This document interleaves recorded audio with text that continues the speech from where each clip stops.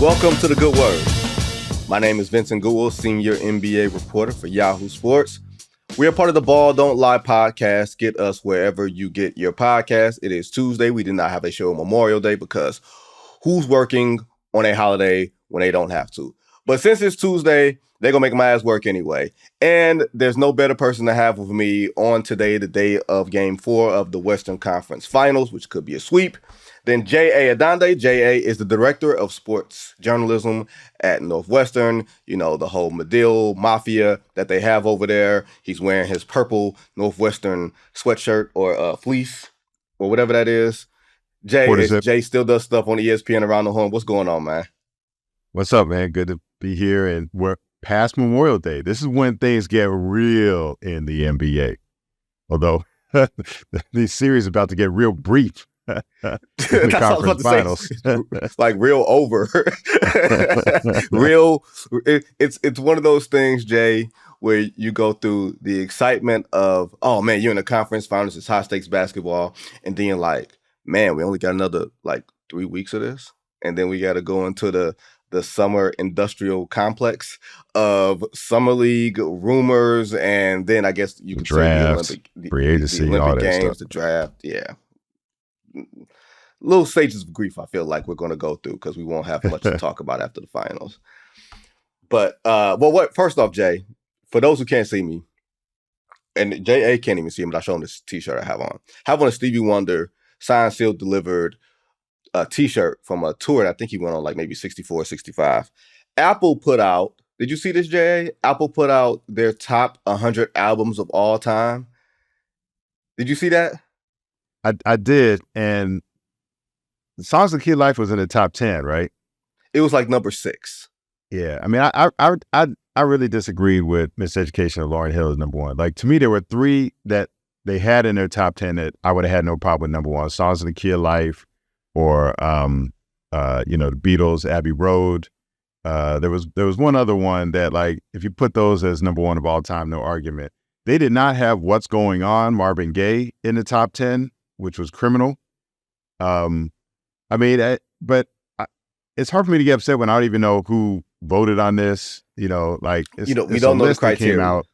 I'm not going to get too worked up over it, but like, Miseducation of Lauryn Hill is the number 1 album of all time. I'm sorry. I just don't see where you get that. Like, again, it could have been Songs of Kid Life, could have been Abbey Road, could have been What's Going On. I wouldn't have any issue with any of those. Look, Songs in the Kid Life might not even be Stevie Wonder's best album. It could be Intervisions. Like, at least for me, it could be Intervisions because it's tighter. You know, it's 9 tracks, and there's not a skip among them. Not that Songs in the Kid Life got a whole bunch of skips, but Songs in the Kid Life is just so ginormous. Like, I wish someone smart would do a nice documentary about Songs in the Kid Life. Yeah, but I am thoroughly against. Not that I don't like the Miseducation of Lauryn Hill. Not that I don't think it's dope, but that ain't number 1. That's not number 1 in this genre. I don't have that album on vinyl, not because like I'm the arbiter of such things, but I can think of like 2 Erykah Badu albums that are better than, that album. I just think that's one of those cult classics that if you're smart, you say, I love the Miseducation of Lauryn Hill. And that was my freshman year of high school when that album came out. That album should sit with me. It don't. Also, another glaring absence from the top 10 is It Takes a Nation Million to Hold Us Back, Public Enemy. So on the one hand, if you want to classify Miseducation of Lauryn Hill as a hip-hop album, it's kind of cool that a hip-hop album is number 1, but it's not the number 1 hip-hop album. Takes a Nation of Millions is the number 1 hip-hop album, and has a great case for being the number 1 album of all time. See, once again, this is what these lists are made. They're like engagement farms. You know what I mean? These lists are made to get people to argue. It's like you're bringing Facebook to Twitter, and then you're going into $200 dates. Who's paying? And like, I feel like that is the equivalent, the music equivalent of such things. We're not going to do that here, even though we just did it. But so Jay, Twitter. What's that? Oh, well, no, go ahead. I know we'll get to this later, but yesterday was actually a great day on Twitter. Monday was a great day on Twitter just because, unfortunately we had the passing of Bill Walton, but it led to some great sharing of stories and videos, just some classic Bill Walton moments. To me, the number one was when he was a guest. He was a guest color commentator, guest analyst on a White Sox broadcast with Jason Benetti, the former White Sox broadcaster who knew him and brought him on. And so, Bill Walton doing baseball. And if you think he's off topic doing basketball, Bill Walton on baseball when there's more time to talk, there's more airtime to fill. So Bill Walton on baseball was incredible. That was my favorite Bill Walton memory. We're gonna get to Walton. We're gonna get to Walton. Now we got to get through this Eastern Conference Finals. And we just got through the Eastern Conference Finals. That was the discussion of the Eastern Conference Finals. No. There's nothing to get through. They've been gotten. It's done, right? The Celtics swept the Pacers last night. Another close game. 3 of the 4 games were really, really close. No Tyrese Halliburton because of the hamstring. Jason Tatum, Jaylen Brown. I feel like just any greater discussion. This is the Celtics' second chance at the finals. The first time they were there in 22. They were probably the better team against Golden State. They just didn't know how to win. The altitude was too high for them. I feel like we see a little bit of that going on with Minnesota and Denver. We're going to get to that. But J.A., of course, because of your wealth of experience and having covered the NBA for decades, there's a natural progression in how these things go. With the Celtics have experiencing all this pain, you have introduced to me the 3 Ps. I'm calling it the 3 Ps. The principle of perfect painful progression. Oh, 4 Ps. You could add another P. You could say Pat's principle of perfect painful progression, because it was Pat Riley who coined the term when he was coaching the New York Knicks. And it's funny because I've referenced it for a while, but I realized I never actually really checked out the source of it. I first heard from Mike Wilbon. I heard him talk about it in the 90s. So I talked about it back then, and then I talked about it in the 2000s. And then I got a little worried because I would Google it recently, and the only stuff that would show up would be my references to it. I'm like, maybe I kind of made this up. Maybe did he actually say this? So I went back. I used our Northwestern library access to go back and do this newspaper database search. And as it turns out, he first said it right before a lot of these internet archives go back. A lot of the newspapers started migrating to the web in the mid-90s. But in 1994, before that time period, at the start of the Knicks season training camp, as the Knicks were coming off their Game 7 loss to the Houston Rockets in the NBA Finals, that's when Riley talked about that painful progression, the perfect painful progression. And he said they were going to lean into it, and embrace the pain and grow from it and turn that into a championship, as had been the case for so many teams. I'd say most notably would be the Detroit Pistons in the 80s. I think and then the beatings that they inflicted on the Chicago Bulls, and the Bulls having to go through that progression to get their breakthrough moment and win the championship. But it's that notion that you have to advance a stage at a time, a different, deeper into the playoffs, the conference semifinals, the conference finals, the finals, and lose and learn those lessons before you're really ready to win a championship. And that's mostly held true, over the last 4 decades of NBA basketball.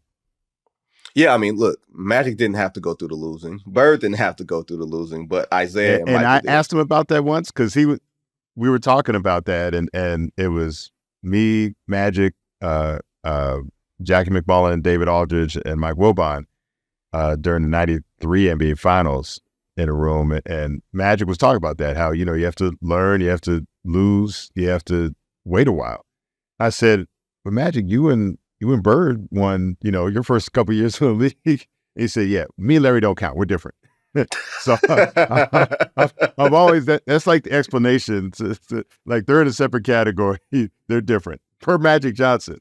But for most, yeah, for Isaiah, for Michael, it's funny, the Pistons climb, I didn't really appreciate it being on the other side of it until watching that 30 for 30 Bad Boys. And that really gave you the sense for the suffering, for the pain they had to go through. And then, to get all the way to Game 7, 88, and then Isaiah is hobbled with his ankle injury, after all that they had been through.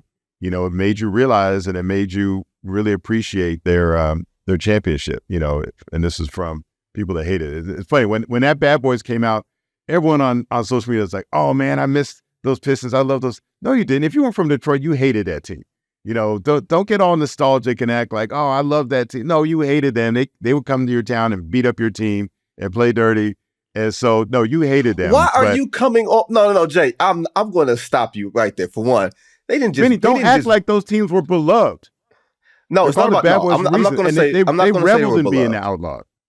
I'm not going to say they were not beloved around the league, but there was this kind of retroactive love that was being applied to them. Everyone, all this notion that 90s basketball, I loved everything about the 80s and that. Like, you didn't love that team at the time when your team was playing against them.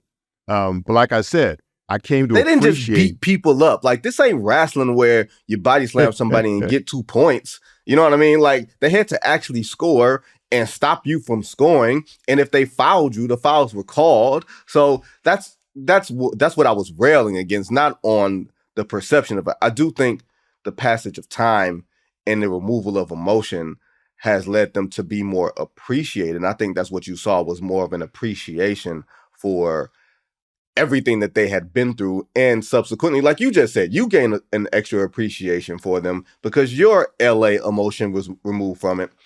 I think there was also an appreciation for a general sense of physicality in the way that the game was played relative to the way the game, I think that came out in 2014. So the game was trending more towards the game we see today. It was a year before the Steph Curry 3-point explosion of 2015 and all in the Warriors first championship. So I just think it was more of a nostalgia for the time of a more different brand of basketball, and those were the guys that ushered it in. And maybe one day scoring.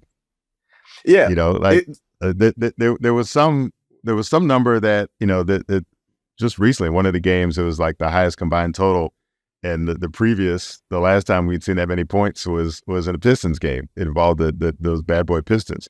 I texted you. I was like, damn, the Bad Boy Pistons. But another thing that those teams did, we think of them as ushering in the era of defensive basketball. And despite the high scores, they were more defensive oriented than we'd seen earlier in the 80s. But it started moving the game away from the low post, right? So the Lakers and the Celtics, were low post oriented. McHale in the low post, Parrish, Kareem in the low post. And then with the Pistons, it started to get like around kind of that mid-range game, the free throw line. Like Isaiah took a lot of shots, top of the key free throw line, Dumars, Vinnie Johnson, and Bill Laimbeer. Jump shots, mid-range jump shots, and then Jordan operated in the mid-range throughout the 90s. And then, of course, ultimately Steph took it way out beyond the three-point line later in the 2000s. But kind of this removal of low-post basketball, this migration away from the hoop, I think started with those Pistons. That's a great point. And that brings us to even these Celtics, because whenever you look at the spacing on the floor with them, the spacing is set by like movement when you look at Boston, because nobody's just planted down there. Jason Tatum is 6'10". He doesn't plant himself in the post. He doesn't even plant himself in the mid-range. Al Horford does it. Porzingis does it, the tallest guy on their team. Never. And presumably he'll be back for game one of the finals. And I think it was probably one of those spots for the Celtics where if the situation was dire, he would have played, but now he's going to have an extra 9 days of rest. He's almost going to have like a month of it. Do you think, or do we think that according to Pat Riley's, 4 Ps of it, does that say that this is the Celtics' year? Not that they have to win, but they should win. It should, but, the Kyrie factor with the Mavericks, we're presuming that the Mavericks are going to go on and face them. But, that Luka has been to the conference finals before, and I think we're seeing that experience pay off for him in this series. Of course, this would be his first trip to the finals, but you've got a guy in Kyrie Irving who'd been there before, a guy who hit arguably the biggest shot in the history of the NBA in that three-pointer that he made to crown Game 7 of the 2016 NBA Finals. So he's got that experience. That incredible stat that he's undefeated in closeout games. I think, is it 14-0 now, I think? 13-0? Yeah. So that's very valuable, and he's showing it, right? He's looking every bit the experienced veteran right now. So with the fact that you've got a guy that's not only been there before, but a guy that's won it before, would that triumph over the Celtics? And then the Celtics, you've got the Drew Holiday factor. So not only do you have a team that's been to the finals, they added a player who has won the finals. And so I was watching the end of Game 4 with the Celtics, trying to see, did they look like an experienced team? And they did relative to the Pacers, where in crunch time, the Pacers had turnover after turnover after turnover. And the Celtics shots, it was a mixed bag. I was looking, so it was Tatum created an open three for Derek White that missed. Jaylen Brown got all the way for a great shot that he missed a layup right at the rim. The one bad shot was Tatum took like a step back or a sidestep three, contested three that I thought was not a good shot at that time. The Kobe system? And then Is that the Kobe system three? That's what I call it. I call it the Kobe system three. The drive and the kick out for the open corner three, which, it was a three. I did love it, but it was a wide open three. And that wound up being, the main winning basket. Like I get frustrated at teams that take threes in crunch time when you don't need it. All you need is two. The fact that Naz Reid, that three that they took in Game 2 up in Minnesota, like you're only down one. And there's a wide open three by a guy who had been having an incredible shooting night from three all game. But at that point, why not move closer and give yourself a better chance to make it? Because all you needed was 1 point. The math, the math of three is better than two. Well, sometimes all you need is two. And like the shots that Minnesota was taking were not experienced shots. You could argue that the Dallas hasn't been taking good shots, but they've been making them. And you got two guys who not only experienced, but are great at making high degree of difficulty shots in Luka and Kyrie. And that is the Kobe system, right? That's definitely the Kobe system. I think for Boston is in like a bit of a trick bag because Giannis has been hurt, Dame is hurt. Like their playoff road has been like you look at it and say, oh man, they're 12-2 or whatever it is. But also Porzingis has been hurt. Like we're not talking about that. Yeah, they're one of their four best players has been hurt. And you're looking at all the stars that have been missing. You're saying, man, they lived a charmed life in these playoffs. Like maybe things are just setting up for them. They're going to have, or both teams can set up to have up to 8 or 9 days of rest if possible. I think the Celtics are in the trick bag, Jay, because of all those injuries, though. We will judge them by a perfect standard. Like they can't win by a wide enough margin. If they do, we're going to say, look at who you're playing. You're playing against the Pacers without Tyrese Halliburton. You're playing, who they play in the second round. You're playing Cleveland without Donovan Mitchell. You're playing, this team without this player. Like that sort of thing. You're playing Miami without Jimmy Butler. Like that sort of grading on a sliding scale where the finals are the only thing that we're going to judge them by and say, this is a pass-fail. It ain't A, B, C, D. This is literally either you will win or we will excoriate you. And you are back to being the frauds that everybody thinks you were as far as regular season record, as far as 2022, as far as what happened last year. Like, I feel like if they don't win this year, and this is probably where they have some relation to the bad boy Pistons in a way that, like the Lakers in the days in between the finals, Byron Scott hurt his hamstring. And then in the third quarter of Game 2, Magic Johnson hurt his hamstring. The series was effectively over. But basically going into that series, it was like, if you guys don't win it now, you're never going to win it. I feel like that's the case for Boston.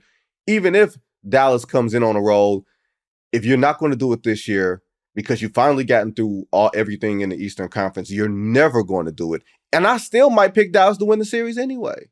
But that stuff is in the moment where we kind of discount things, and then history goes back and really doesn't look at who was injured, who played and who didn't play. We don't talk about, again, we could talk about the Lakers in '88 against a hobbled Isaiah Thomas in Game 7 and the fourth quarter of Game 6, or James Worthy being hurt when the Bulls beat the Lakers at first. We never talk about the details. The details don't matter. Yeah, that gets lost to history. So history is not going to record the path that the Celtics took. we crowned the Nuggets champions when, I think they had the lowest seed path, right? The seeding number of the teams that they faced was among the lowest in NBA history, if not the lowest. So, but we called them the champions and we made them the favorites going into this playoffs, because of that winning that championship. It's funny. The one thing is I feel like I like Dallas better in crunch time. Yeah. But as much as we're criticizing the Celtics as not being able to gain separation and traction against these wounded opponents, the Timberwolves have their full complement of players, pretty much. But Karl Towns is not fully Karl Towns, the greatest shooting big man ever. We're going to get to Karl Towns. We're going to get. What's the 3-point percentage? I think he's at like 17. Ouch. So I'm gonna check that number. Oh no, I overstated it. It's like Karl 13, Towns right? Is shooting 14% from three. 13.6. They're 13.8 or something. So the fact that the Mavericks have not been able to get separation from the Timberwolves, despite Towns, their second most important offensive player, or maybe third, given the way Naz Reid's been playing, being completely ineffective from three. So are we going to hold that against the Mavericks? Because we seem to be holding things against the Celtics when we're not holding things against the Mavericks. No, I think, put it like this. I think I understand what you're saying, but if you are playing such good defense that you are forcing bad misses out of Karl Towns, then that's a credit to your defense. Like, there's nothing that says, at least in my book, that I have to be at my best, you have to be at your best, and let's see if my best beats your best. Like, no, my best may be forcing you to play at your worst. And I think, that's part of Dallas's defense is recognizing, I'm seeing it right before my eyes. I'm here in Dallas at this series, and you're watching and you're like, man, Ant-Man is not going through like Jordan rules because it's not as physical of a treatment, but they've got multiple eyes on him. He right. can't the attention they're giving him. The attention they're giving him. Like, there's that. And then they're saying... And the rim protection and the interior defense has been to me, that's the biggest thing. He can't, like, the reason that dunk on Daniel Gafford was so elating, and mind you, J.A., we're not supposed to cheer, and we didn't cheer. But baby, when that dunk happened, it was one of those things. It almost felt like we were in church and had and caught the Holy Ghost or something like that. I definitely stood up. I stood up. I did ooh! I did one of those. Like, I'm sitting next to Ben Golliver from the Washington Post. Mark Spears is sitting in front of us. Dave McMenamin is sitting in front of us. We all did the ugly, stinky face when it happened. Stephon Marbury. Yeah. And my heart stopped. Dunk. Yeah, my heart stopped for like second fluttered. You know what I mean? I felt swept off my feet with that dunk. And I was just and it was okay, Ant-Man has arrived.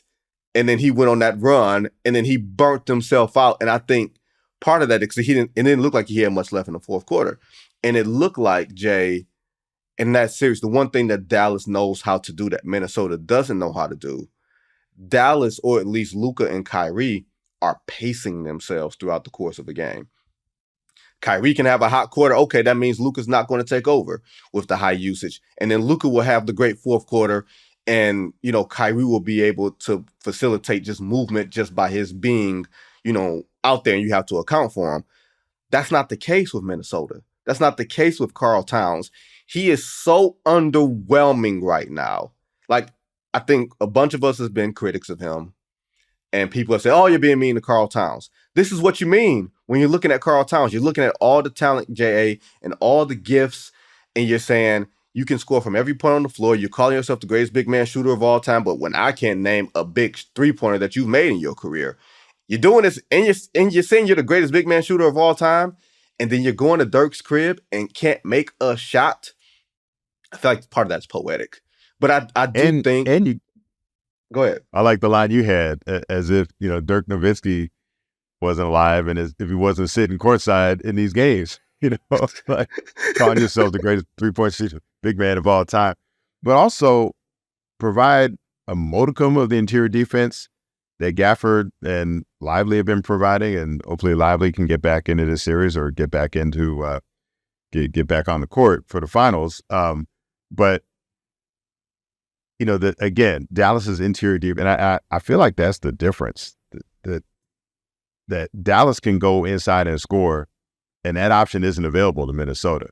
And you've got the defensive player of the year in Gobert, and for as much as he was being roasted for not being able to stop Luka on that 3-pointer in Game 2, like his job is really to protect the rim, right? That's what he's there for. That's what they traded all those picks for.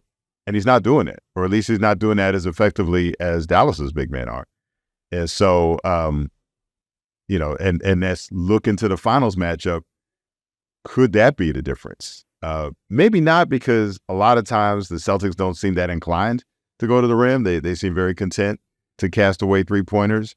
But you'd like to have that option, and I think they're better when Jaylen Brown is attacking, when Jason Tatum is attacking. But if you make them one-dimensional, if they try a few of those and say, this isn't going that well, then it's another advantage, Dallas, right? So I think I like the shot making in crunch time is looking like Dallas's advantage, and it could be the interior defense is looking at Dallas's advantage. Then it does become a matter, though, of so Dallas is doing it at this level. I think we do have to reserve judgment and see if they can do it at the next level. And that's where that painful progression comes in, where it's funny. So I remember talking about the experience factor going into that classic Lakers-Kings conference finals in 2002, and which still might be the best series I've covered. Ooh. Just all the twists and turns and the drama, last-second shots. You had 2 buzzer-beating shots in that series. Everything. Game 7, overtime. 2? Yeah, you had Robert Horry one, and then you had Bibby made one. Game 5. That's right. Game 5. Yeah. I mean, to come back from the Horry shot, and the next game was Bibby at the buzzer. Yeah. I mean, back to back. And then you had the Tim Donaghy Game 6. Game 7, overtime, Game 7, conference finals. What more could you ask for? A great series. But going into that series, I picked the Lakers. The Kings were a better team. And we've been talking about this. Like, the Kings were the better team. They were deeper. The Lakers had the 2 best players, but the Kings had the depth. They just had more scoring threats. But the Lakers prevailed because of the experience. And something Derek Fisher said going in is like, conference finals, semifinals is different from conference finals. It's a different level of intensity, different level of pressure. Same thing. NBA finals is different from finals. I asked Rasheed Wallace once, I had some trepidation asking him the question going into that Game 7 of 2010 Celtics Lakers in the finals. I said, is there a difference in Game 7 in the finals versus other series? And I was like, he could bark. It's Rasheed, so I thought he might bark at me like, it's Game 7. What do you think? It's the same. But like, he said no. He said, and I'll never forget, he's like, the pressure in Game 7 is one thing, but in NBA finals, it's like, pachoo! It's like next level, pachoo! You literally said it. And I was like trying to transcribe that. Like, how do you transcribe pachoo? How do you write that out? Yeah. What does it start with a P? It definitely started with a P. But so it's different, and so the Celtics, their main cast of characters have all been through it. And again, now you had Holiday, who's been through it and won it. And that just might be an X factor, and I want it to be, Vinny. And I like the way that these playoffs have played out, where the painful progression has mattered. Yes. Where you feel like the Mavericks are winning this because of how they lost to the Warriors. You feel like the Celtics are just handling the Pacers and they put them away because all the times they've been to the conference finals before, while the Pacers haven't, except for Siakam. So this is the way it should be. This is the way it has been. I want it to be this way. Maybe I'm guilty of like rooting for the narrative, but like, I think there should be, I'm a believer in order and structure. I agree. And this is the order. This is the way, to borrow from the Mandalorian. This is the way in the NBA. This is how it's been passed on. Certain things have begat certain things. There's legacies here. This is the way. And so I like that order has been restored. And so the natural progression of that would be for the Celtics to win, even though, like, I feel like there are all these reasons why the Mavericks should be fair. I know Boston is the betting favorite, but all these things to me point to advantage Dallas in some critical areas. It's so weird. And you're right. I think the NBA that we have nostalgic for, the NBA that we long for, like you said, you see the progression. You see that what we're saying is you see the connective tissue from season to season, from team to team. It's a way for fans, even casual fans, to sort of connect. Because NBA casual fans kind of dip in and dip out. You know, it's football season, you kind of dip away. Football season ends, you come back. March Madness, you dip out a little bit. You know, and now it's like you got the in-season tournament, maybe you dip in there, then you get the play-in and all this other type of things.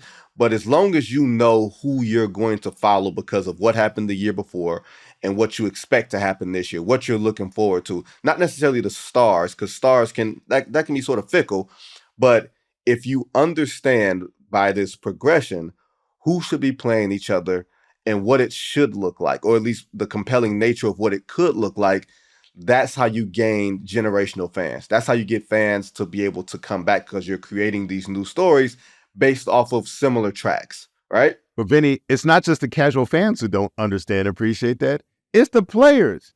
To wit, your exchange with Karl Towns and Anthony Edwards after they knocked off Denver, in which you asked them that normally you have to lose, and they just didn't get it. They thought losing in the first round of playoffs counted.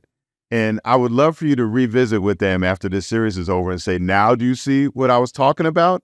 Like, nothing you had done prepared you for this. And they kind of got to skip a step, right? They were able to knock off the champs, the defending champs, without having played at that level before, right? And that's why you were bringing up how much of an anomaly that was.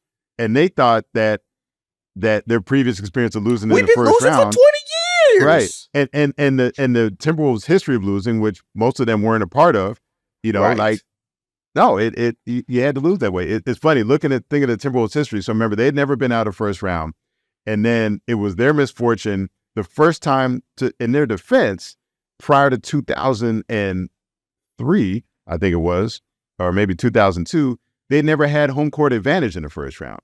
And then they finally get home court advantage in the first round. And who do they play? The defending champion LA Lakers, who had sort of futzed around during that season and wound up with like a number 5 or number 6 seed or something like that, because they've been, BSing the whole season. But then it was playoff time and they're like, okay, this is what we do.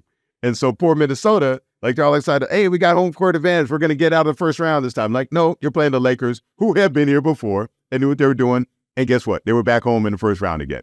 Until now having seen what it was like to play, a real team in the first round and to carry expectations and have to live up to them. The next year, Kevin Garnett's MVP season, when they had more experience and they had the guy who was playing better than anyone else in the league that year, then they got to the conference final. But, they had to have a little bit more pain first. And so now hopefully, Ant-Man and Cat can recognize that, like, okay, you have to suffer. You have to lose at a high level, I think is the way that you put it. You have to lose deep in the playoffs to be able to progress.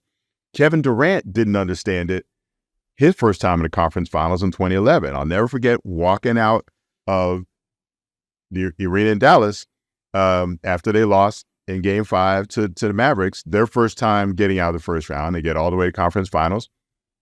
And, and Kevin Durant said, like, man, it was supposed to be our time, like he just couldn't understand what happened. I'm like, Kevin, no, it's not your time yet. You haven't suffered enough yet. Like, you haven't been here before. Like, you weren't supposed to win this. He really thought they were supposed to win.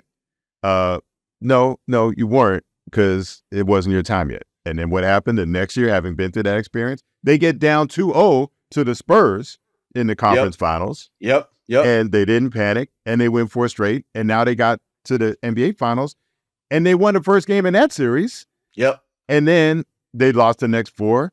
Why? Because as some members of the Thunder organization kind of admitted as it went on, they realized, like, okay, the stage is a little bit too big for them. They're not quite ready. Lights are bright, man. Yeah, the lights are too bright. Like, they weren't quite ready, and they weren't mad at their players. because that's the way it is in the NBA. The Heat had just been there the year before and suffered and lost, and now it was their turn.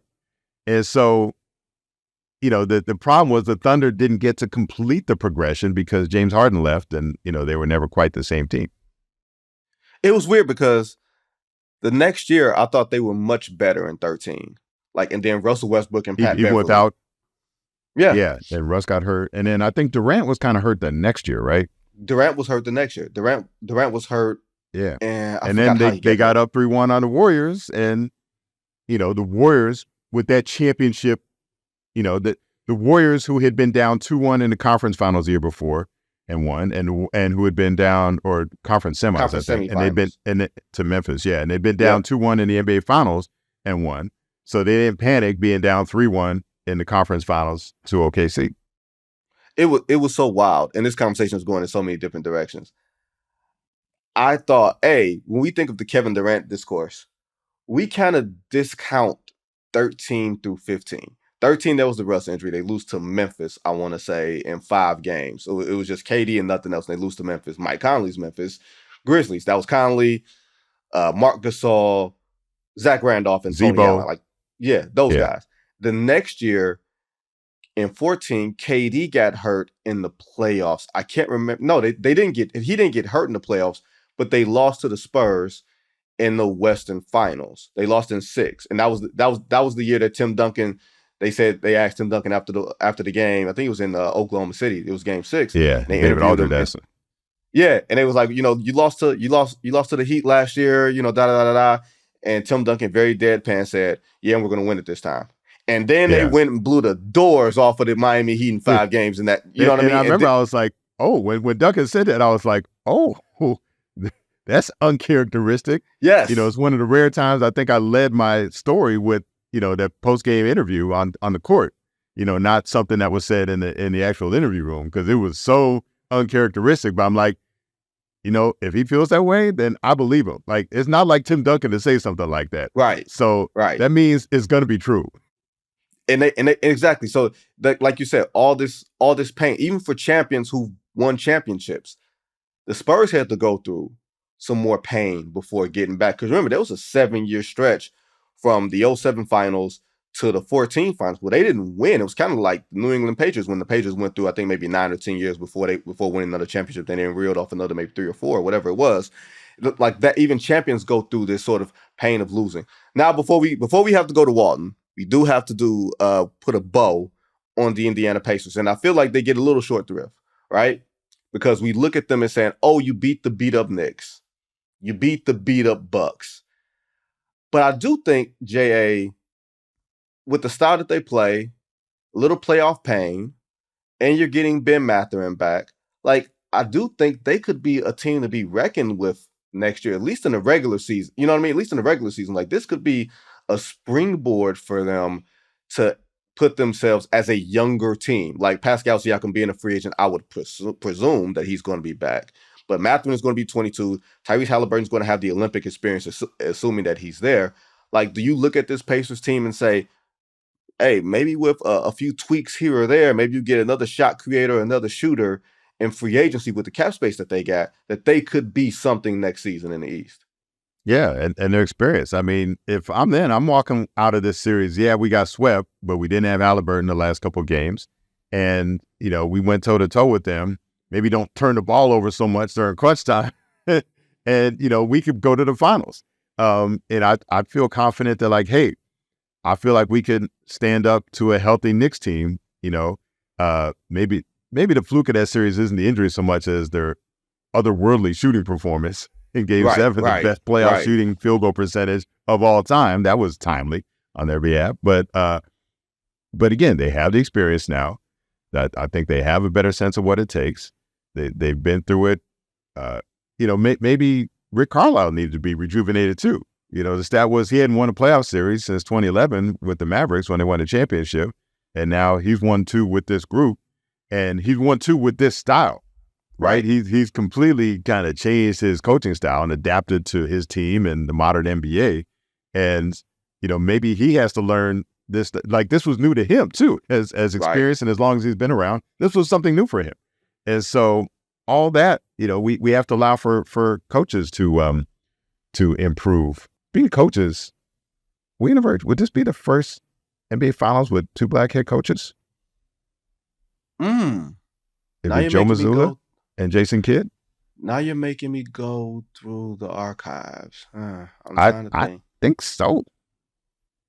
Because think about it. You can just cross off all those NBA Finals with Pat Riley and Phil Jackson and Greg Popovich. So you're down to like just a handful of. The finals that Doc Rivers was in, he was against Phil Jackson, right? Right. So that doesn't count. It might be. So this could be historic in that regard. Well, look, Joe Mazzulla is a little more sensitive than Jason Kidd. Jason Kidd will answer your questions. Joe Mazzulla will bark at you. The Indiana Pacers, they're kind of like you guys. It's just hard to decipher what's real and what's not. Dude, calm down. He need to take a Xanax or something, man. Maybe he need an edible before he takes these press conferences because he's a little too wound up, man. Calm down. Good. Have a glass of wine or something. Good grief. He's so damn sensitive. I feel like edible is a good way for us to transition to Bill Walton. So there you go. When we come back, y'all, we're going to talk about the life and we're going to celebrate the great and now late Bill Walton. Back here on the Good Word, J.A. Adande. J.A., of course, the legendary Bill Walton passed away yesterday at the age of 71 due to complications from cancer, a long-time battle that he's had. J.A., it's weird because at my age, I only knew Bill Walton as, yes, I knew that he used to play, right? But I knew him as the guy who was sparring with Snapper Jones every week on the NBA on NBC. Like, honestly, I feel like, and you're going to laugh at me for saying this, I feel like that was the first version of sports debate. You know what I mean? Like, Bill would say something crazy and Snapper would be like, what are you talking about? And it would just be so funny because it wasn't contrived. It was in the course of the game. Snapper would just laugh Bill Walton off. Walton would say, that's not a foul. Let him play. All the things that we would kind of say. But I just feel like Walton is probably the most unique, I guess, figure in NBA history or had the most unique role or was just all around unique. I just feel like really, what sticks out to you? Like a guy who at his best is as good as any who ever played his sport, right? Like Pete Bill Walton, which I'm not old enough to have witnessed firsthand. You can put him with anyone. And then to also be as eccentric as like any left-handed pitcher in baseball ever was, right? The flake, we don't have that in sports anymore. Baseball used to have like the flake player, some guy who was just wild. Bill Walton was that too. And then, probably the world's number one Grateful Dead devotee as well, an avid cyclist too. He was, so he had this huge bike. So he would participate. They had this Tour California that Walton would actually ride the course in the morning before the pros, before the competitors would go out there. He'd ride the whole course. It was like a 700-mile, 3-day event that he would participate in that. I didn't know that. Wow. Yeah. Huge, avid cyclist. So, all these different facets to him, right? And then all this kind of arcane knowledge that he would drop during the Pac-12 broadcast. So the thing about the NBC broadcast, like when he was the main guy on the NBC, I think he called 5 NBA Finals. That was the toned down version of him, because I think NBC was like, hey, this is a national broadcast. We're paying a lot of money for this. Like, take it seriously. The fact that it was a 3-man booth, there wasn't as much room for him to expound. So what you saw in those national broadcasts was a tone down. He was still doing the Clipper broadcast at that time, and that's when you would see the wilder side of him. And then I think he really started letting loose when he did the Pac-12 broadcast on ESPN. That was full, Walton uncut. But the thing that most Americans saw that grew up with the 90s version of Walton was actually a scaled down Walton. But he still, and also he was a more critical Walton. I think he moved out of that phase in part because when his son, Luke Walton, came in the league in 2003, he had to deal with a lot of backlash, including from his teammate Shaquille O'Neal, who still remembered what Bill had said about him and what Bill said about guys. So Luke had to kind of take his lumps going around the league. because of the stuff that Bill had said. And I think Bill felt a little bad about that. Like, I don't remember him really being critical during the Pac-12. Also, he's calling college. You don't want to be as harsh on the college guys as you are on the pros. But, he could be really critical of guys and didn't hold back. And, they didn't get to play against him, so they would take it out on Luke. Speaking of Luke, I think the one time Bill was like short for words or didn't have much to say was when Luke got the Lakers coaching job. And a lot of people wanted to call Bill for comment, and he just wanted to step back and let Luke, have his moment. But he was so proud. He was so proud, and you see him at the games beaming. I've got some pictures. I posted one on Instagram yesterday of Bill with Luke when Luke was in the finals as an assistant coach with the Warriors. And they were chatting on the court. I think Bill was doing some stuff for NBA TV.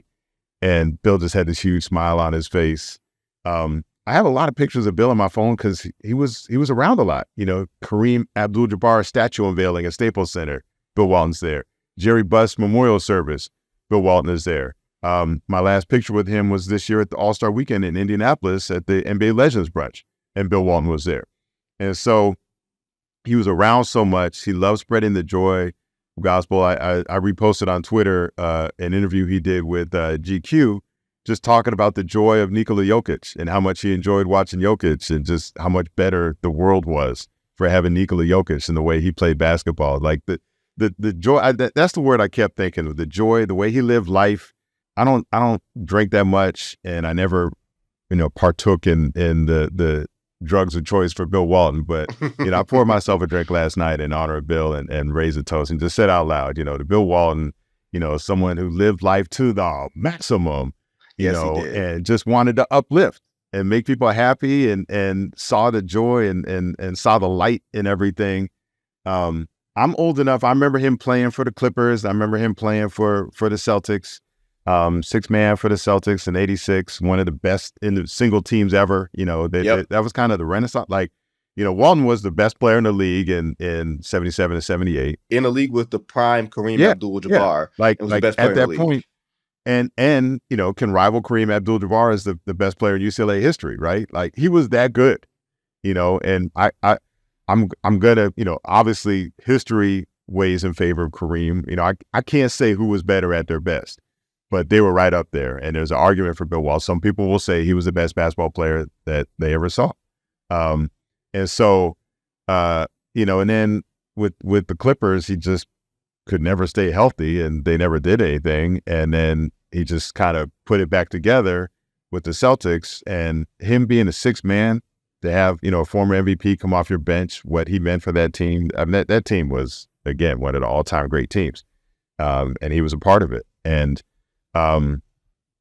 so I it's weird. Like, I can remember him as a player, but I don't have memories of him at his best. So, like, I knew him as a guy like, oh, man, you should have seen Bill Walton, man, this guy could really play, So I kind of always think of him as that. I'll think of him as a friend, even though, like, we were not that close, but I just think he would think of me as a friend. And so I'll call him a friend, and I'll say I miss my friend. And, basketball will be worse off. It's somewhat poetic justice that he won't have to live in a world that USC and UCLA are in the Big Ten and the Pac-12 no longer exists. That was another time that he almost had nothing to say. Rosh Markazi posted a video of asking him what he thought about UCLA and USC going to the Big Ten, and all he had to say was, "I love UCLA." And he just left it at that because I'm sure it just broke his heart that the Conference of Champions was no more. Jay, there was something that Walton said, and I forgot when he might have said it during one of the Pac-10, Pac-12, whatever it was, when it was still that broadcast. He said, the game is overcoached and undertaught. And I was like, that is like something so profound, yet so simple. Like, it sounds like he's saying the same thing, but he's not. And he's someone who was coached by Jack Ramsey, was coached by John Wooden. You know what I mean? Like, who were more teachers than coaches. Someone who maybe taught you how to think on the fly as opposed to telling you exactly what to do. And I think when we think of today's NBA players as a whole, Jay, we think of them as being, these corporations. Everybody has their own Instagram page or their own, podcast. And we see these very carefully curated presentations of these players being, what people want them to be. And we don't get a chance to see authenticity. I feel like Bill Walton, even when, don't get me wrong, Bill Walton said some crazy right? I think he criticized the Fab Five, which I didn't really like because I'm a child of the Fab Five. This was 1992 or 93. And I'm like, why are you criticizing these 19-year-old kids? Like, dude, you're sounding insane right now. Didn't he call them underachievers? Yeah, he said something like that. He said like they were underachievers as they were on their way to and somebody asked, I think Jalen about that. They asked the whole Fab Five at the press conference in '93. It's like, I hope I keep underachieving like this the rest of my life, back-to-back championship. I'll never forget, Chris Webber walks out at a press conference and he had his little camcorder and he was filming in the Hyatt in New Orleans. They had all these big pictures of past Final Fours and, most outstanding players of the Final Four. And there's a big picture of Bill Walton and Weber's filming and he goes, yeah, where you at now? That was his little narration to it. So again, there were a lot of people that were mad at him and the people that played long enough to play against his son took it out on Luke. So yeah, but that was part of his being, authentic, as you said, and speaking his mind and, not kind of living with his truth and living within his truth. Something else that he said that was kind of profound, and he meant it as a joke, but it had a deeper meaning to it. So when he was doing that White Sox broadcast I talked about earlier, and Jason Benetti, I think, asked him if he'd ever play catcher, and Walton says, I was never a catcher. He goes, I was better at getting high than getting low. Oh, and so it's a great line. And he's talking about it just in terms of, he didn't want to crouch down low like a catcher. Right. And you could... He knew what he was saying. What he meant by high. But I also feel like he never got low as a person. He not in public. So he talked later about how he had some suicidal thoughts when he was dealing with this debilitating back pain that just had him living in constant agony. And the pain was so unbearable that he questioned whether or not he wanted to go on living. And he got through that. And I know some of that had to linger. And it's quite possible the last time I saw him in February, he was dealing with cancer diagnosis, right? And yet I never saw him low. To him, to once he could be outside and, just be out walking around and whatever it was, he was going to be high off that. In addition to maybe being high off other things, but literally he was high on life, and he refused to be low around other people because he didn't want them to be low, right? And so again, I'm sure he suffered privately, but he never suffered publicly. And just a little thing I noticed in my pictures with him. So he was sitting on the stage. And we went up and we talked to him and I'm like, Bill, man, I want to get a picture. I was taking pictures of that when I just gotten the great news that I'd been, named the Kurt Gowdy Award winner. And so I was just taking pictures of them, especially Hall of Famers. And so I was like, Bill, let's take a picture. And so he was sitting down. So we took a quick selfie together. And then, he was like, no, that's not good enough. Let's stand up, And so he stood up and it might've been painful for him to do that. But for him, let's do this, let's do this right. Let's live life properly, and let's live life to the fullest. And if we're going to live life to the fullest, we're going to stand up and take this picture. Even if that might have been painful for him to do, even if he might have been low in energy, he was never low publicly. And I just, we're going to miss, the world is a worse place. I can't believe we never get to see him again, hear from him again. He just made life so interesting. You looked at the cross section of people that were paying tribute to him, everyone from Dr. J, who, lost to him in the NBA Finals, to members of the Grateful Dead, to all the broadcasting partners. This wide swath of people that were all Bill Walton fans, you could say. It's really hard to put his basketball career in words because of the injuries, where the highs were so high and the lows left you like, man, you don't know if he's going to get back. And then the Celtics thing happened where it was one shining year. You know what I mean? It was 1 year with the Celtics where He was six man. Bird, It all McHale, came Parrish. together. It was beautiful basketball. All that. It was just one shining year. And when you think of like the what ifs in terms of Twitter, Instagram, they always put up these, who would you have wished to be perfectly healthy for his entire career? And he says, well, Derrick Rose or Brandon Roy, who I think was really good, but I don't think he's in that class. Or Grant Hill and Penny Hardaway are the main ones. And then then people don't think of Walton in the same way, in part because you got to see him at his apex. You just didn't get to see him do it long enough to reinforce his greatness.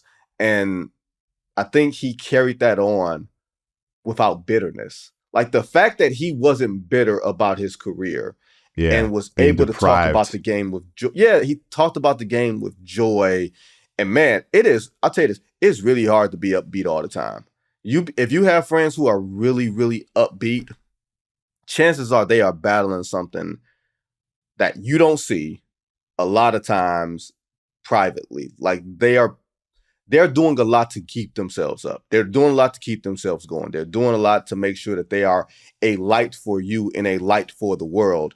So for Bill Walton to have continuously been a light for the world during times where he was battling cancer, where he was battling back pain, where he was battling knee and foot and all that type of stuff, that took a lot of energy. But I think you're able to see, or we're able to see, the fruits of that light that he gave to the world and to all those people with a lot of those tributes yesterday. And I am shocked, y'all, that nobody on YouTube, if all the damn videos we got on YouTube, the billions of nonsense we got on YouTube, nobody's put together a Bill Walton and Snapper Jones supercut. Like seriously, y'all, we don't have a supercut. Oh man, give me 10 minutes of Jones and Walton just snapping at each other. Like if someone does that, I will pay you. Okay, and that, ladies and gentlemen, is this year's winner of the Kurt Gowdy Award. J.A. Adande, J.A., when you get inducted into the Hall of Fame, I will be there in support because, you're my guy and I appreciate you and all that. And today's episode was so full, we didn't even get a chance to talk about how do we talk about Kyrie Irving in the future? How do we talk about Kyrie Irving potentially going back to Boston for the NBA Finals? Maybe I'll bring J.A. on next week to talk about that. Like I'm kind of glad we didn't get to that. I'm not ready for that discussion. I'm not ready for that discussion. Look, man, there's a bunch of Boston jokes that I have that a few of my, fairer friends, shall we say, they find absolutely hilarious, but they're like, am I allowed to laugh at that? Yes, you're allowed to laugh at that if I'm the person telling the joke. That, ladies and gentlemen, is J.A. Adande. Don't forget, guys, Thursday we get No Cap Room. Friday we have On the Clock with Kristen Peak. You'll see me. Monday, the NBA Finals will start on Thursday, on the 6th. I'm sure we will have plenty to talk about on next Monday. Maybe it will be Kyrie Irving and the Boston Celtics. Thanks to producer Joe stepping in for producer John this week, who's away, and everybody who works hard behind the scenes on this show. Until next Monday, everybody be safe.